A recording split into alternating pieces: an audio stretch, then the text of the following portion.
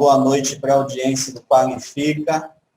Sejam todos bem-vindos. É um prazer ter vocês aqui. Um abraço para a professora Nilce Pinheiro, deputada estadual. E vamos lá, vamos começar. Bom, queria agradecer ao Qualifica, queria agradecer também à deputada Nilce Pinheiro pela oportunidade. E nós bolamos esse curso eleitoral para você, meu amigo candidato a prefeito, meu amigo candidato a vereador, que está aí aguardando essas normas eleitorais da eleição 2020, né?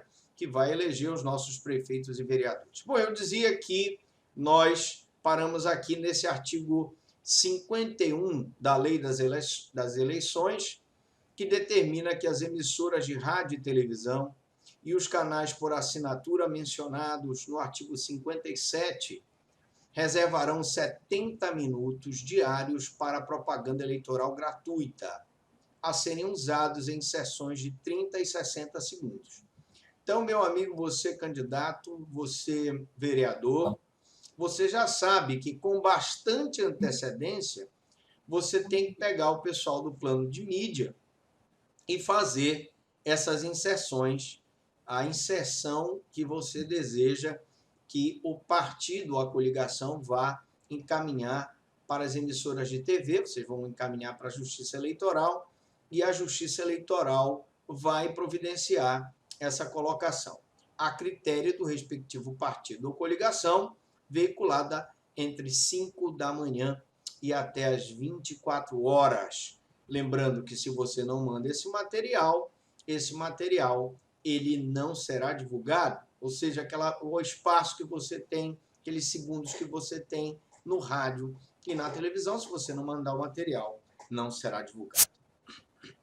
Nas eleições municipais, o tempo será dividido da seguinte forma: 60% vai ser dividido para o prefeito, candidatos a prefeito, e 40% será dividido para os candidatos a vereador. Atenção, candidatos a prefeito, 60%, e vereadores, 40%. Bom, eu prometi e nós vamos falar agora sobre fake news. Fake news ou notícias mentirosas, notícias falsas. Eu queria dizer aqui, em primeiro lugar, fazer uma divisão. Nós vamos ver amanhã um curso de crimes eleitorais e eu preciso dizer que a fake news ela pode ensejar vários crimes eleitorais. A fake news aqui é a que está tipificada na Lei 13.834 de 2019, que acrescentou o artigo 226-A ao Código Eleitoral, que é a denunciação caluniosa eleitoral. Bom,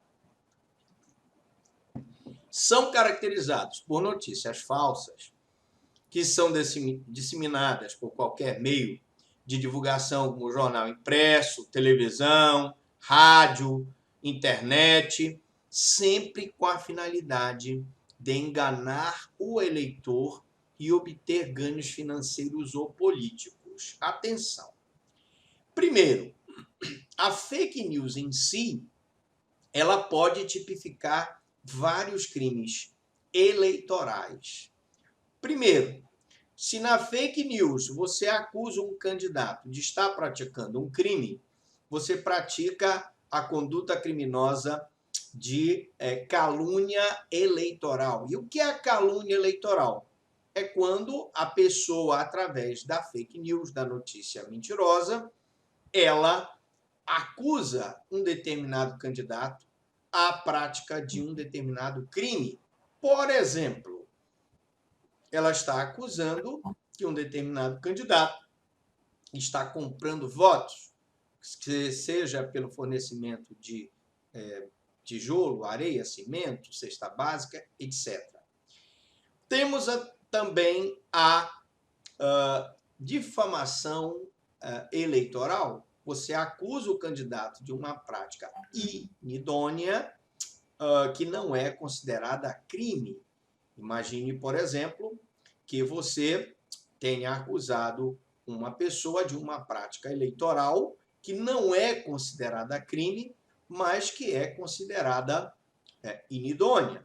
Então, por exemplo, o candidato que artificiosamente ele usa a pré-campanha para pedir votos. Aquelas palavras mágicas dele pedir o voto na pré-campanha podem até não tipificar a conduta criminosa, mas isso é uma conduta irregular. Se você acusa um candidato de uma pré-campanha irregular, você está difamando aquele candidato. Você também pode estar injuriando aquele candidato, chamando ele de despreparado, incompetente.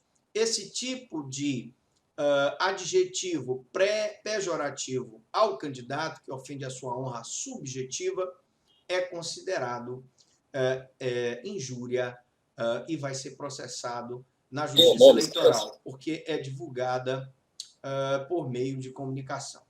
Mas eu quero dizer, como disse ainda há pouco, que na hora que você manda esse material para a Justiça Eleitoral, você tem que ter muito cuidado, que a divulgação em jornal impresso, televisão, rádio ou internet de fake news pode gerar, como eu disse, a calúnia eleitoral, a injúria eleitoral e a difamação eleitoral.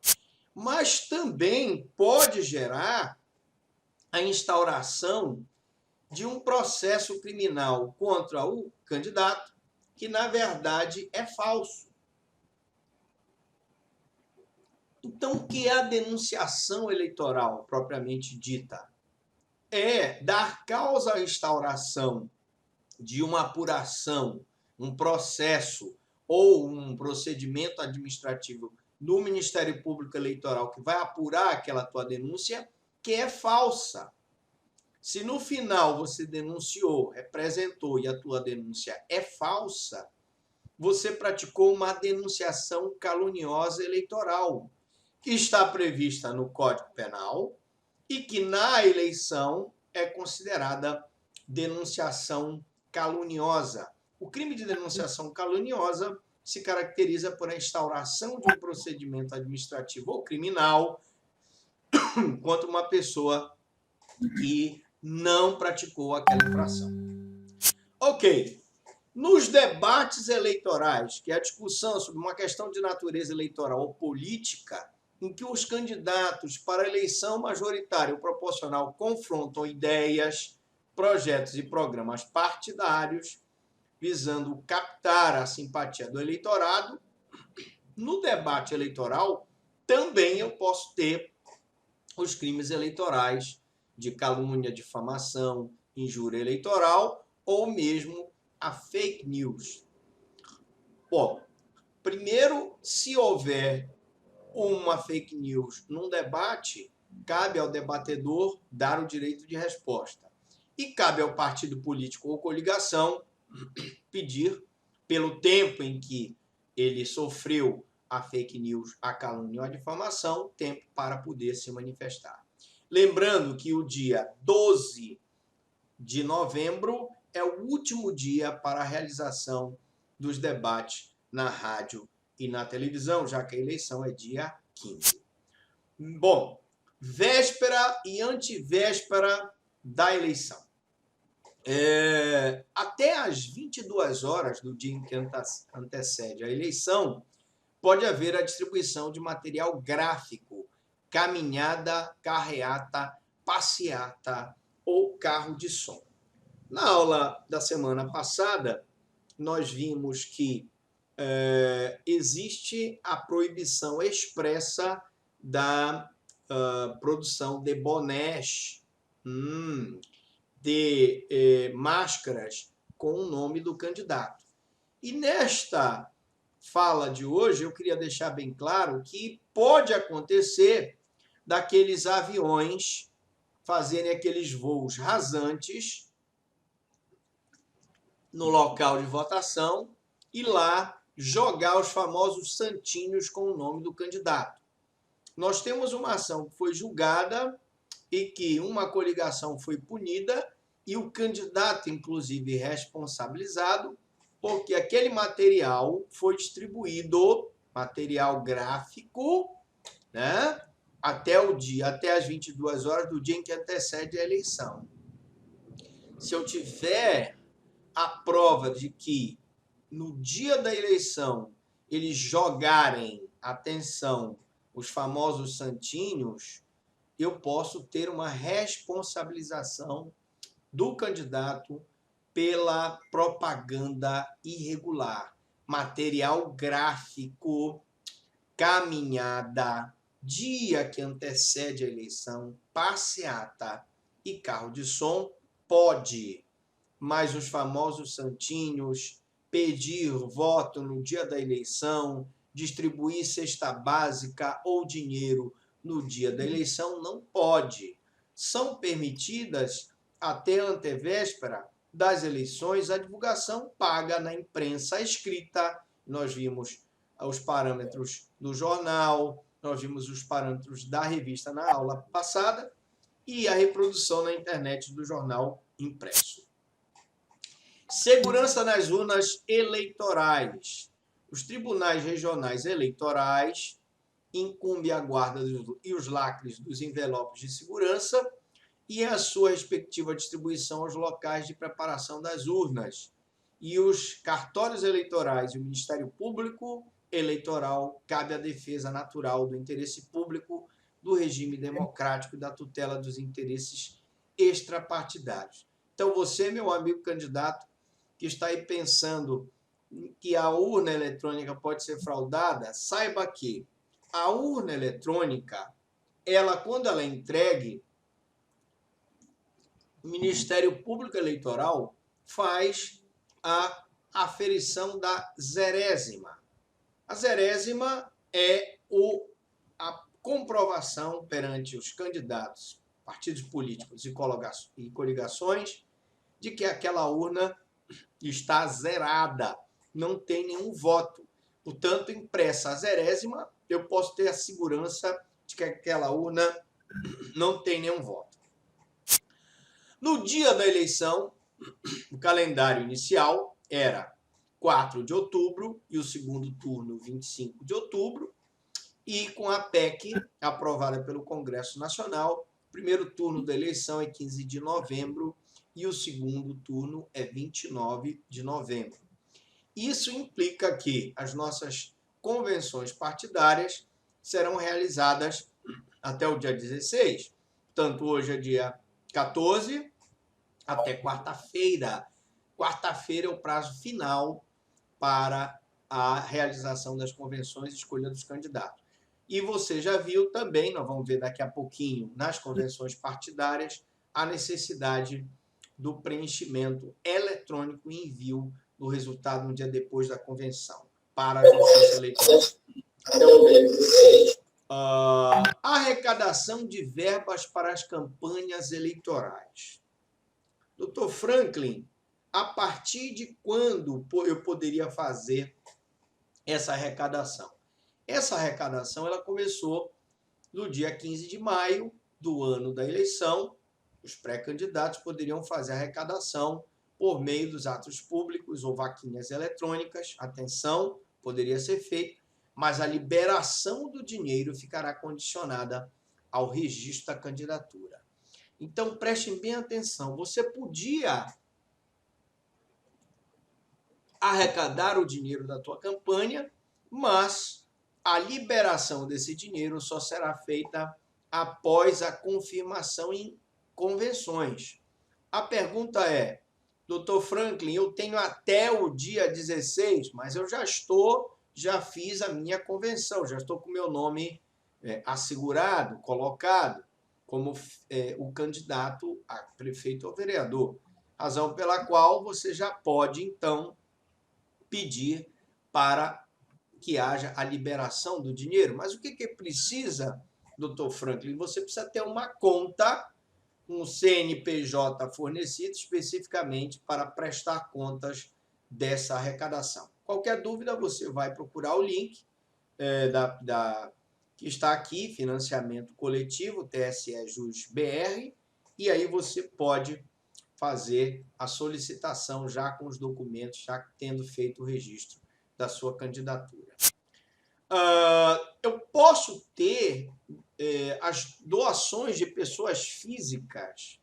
Atenção você, meu amigo, que está aí assistindo essa aula, ouvindo essa live. As pessoas físicas podem fazer doações em dinheiro ou estimáveis em dinheiro para as campanhas eleitorais, sem problema nenhum. Essas doações e contribuições ficam, entretanto, limitadas a 10% dos rendimentos declarados no imposto de renda. Então, imagine que você ganha 100 mil, você vai poder doar até 10 mil reais. Então, para cada 10% é o limite para cada eleitor, pessoa física. E como é que eu faço para comprovar que o cidadão doou? Simples, você vai ter uma conta eleitoral, onde você vai receber aquela doação, e aquilo depois será computado, será prestado as contas para a Justiça Eleitoral. E o autofinanciamento? Eu sou candidato, eu posso financiar minha própria campanha? A regra nova da eleição de 2020 diz que, diferentemente das eleições anteriores, onde não havia um limite, cada candidato pode se autofinanciar em até 10% do limite de gasto para o cargo. Isto é, ele pode bancar sua própria campanha eleitoral até 10% do valor limite definido pela Justiça Eleitoral para o cargo de prefeito e vereador. E qual é, doutor Franklin, esse limite? Esse limite ele está numa resolução, numa portaria da Justiça Eleitoral, que você pode consultar, em que eu tenho limites para candidatos de Belém, de Ananindeua, de Barcarena, de Marabá, de Santo Antônio do Tauá, de Conceição do Araguaia, Redenção, todos os limites para cargos de vereadores e prefeitos, eu vou ter um limite. Então, imaginemos que uma determinada cidade, o limite para vereador seja de 100 mil reais. Esse vereador só poderá autofinanciar 10% do limite de gasto, ou seja, apenas 10 mil reais. Evidentemente que se eu tiver um cargo para prefeito que for 1 milhão, ele só pode financiar 100 mil reais, ou seja, os outros 900 mil do limite, ele terá que ter recursos de doações, terá que ter recursos do fundo partidário e outros fundos que ele vai prestar conta à Justiça Eleitoral. Bom, nós vamos agora, como eu combinei, a cada 10 slides eu paro para você fazer a pergunta e eu vou voltar aqui a nossa participação aqui com o César. César, as perguntas, por favor.